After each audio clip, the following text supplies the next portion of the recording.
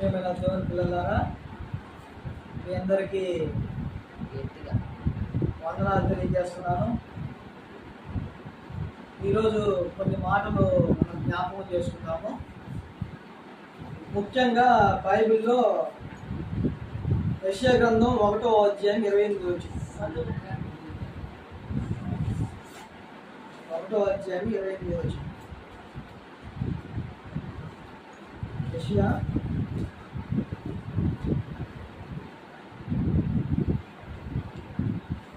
1వ అధ్యాయము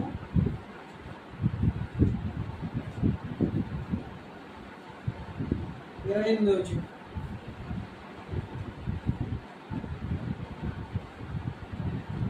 అతిక్రమము చేయవారును పాపులను నిశ్శేషముగా నాశనమగుదురు, యెహోవాను విసర్జించువారు లయమగుదురు.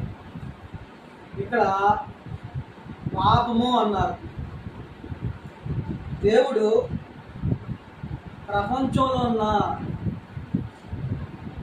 మనుషులందరి గురించి ఆయన చెప్పిన మాట ఏంటంటే, నీతిమంతులు ఎవరూ లేరు, అందుకే ప్రపంచంలో ఉన్న ప్రతి మనిషి కూడా కేవలము పాపులు.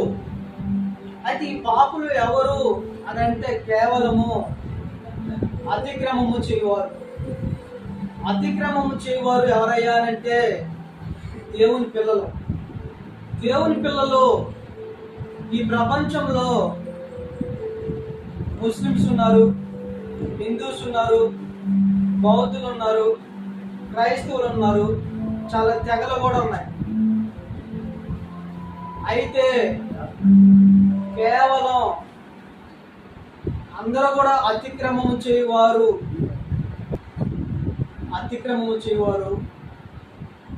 ప్రపంచంలో చాలా మంది ఉన్నారు.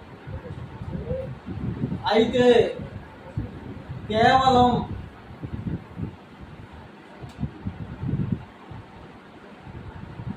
నిశ్శేషముగా వారు ప్రపంచంలో ఎలా ఉంటారు, ఎలా ఉండబోతారు, అందరూ అతిక్రమం చేయవారు అన్నారు. అయితే ఈ ప్రపంచంలో తిరుగుబాటు చేసిన పిల్లలే భూమి మీద ఉన్నారు. ఈ పిల్లల భవిష్యత్తు కోసం దేవుడు ఏం నిర్ణయించాడు?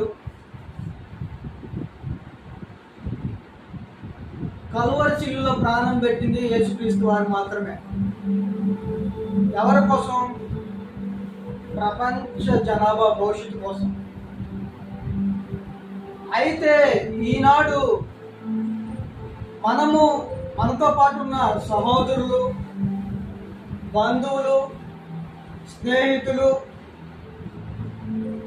మన జిల్లా, రాష్ట్ర, ప్రపంచ భవిష్యత్తు, ప్రపంచంలో ఉన్న ప్రతి పిల్లలు కూడా దేవునికి అవిధేయత కలిగి జీవిస్తున్న వారే. అయితే వీరందరినీ కూడా మారు మనసు పొందాలి. మారు మనసు పొందాలి అని అంటే బైబిల్ చదవాలి. బైబిల్ చదవాలి అని అంటే దేవుని దగ్గరికి రావాలి లేదా వినాలి. మనం నేర్చుకున్నది నేర్పించాలి,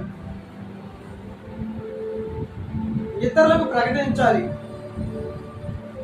ఆనాడు పౌలు వ్యతిరేకించాడు, మారు మనసు పొందాడు. ఈనాడు ప్రపంచంలో ఉన్న జనాభా మారు మనసు పొందారు అనే భ్రమలోనే జీవిస్తూ ప్రతి క్రైస్తవ పాస్టర్ కానీ, విశ్వాసి కానీ, దేవుని పిల్లలుగా పిలువబడుతున్న ప్రతి వారు కూడా మారు మనసు పొందాలని ఆ దేవుడు ఎదురు చూస్తున్నాడు. అందుకోసమని మనం అందరం ప్రార్థించాలి. వందనాలు.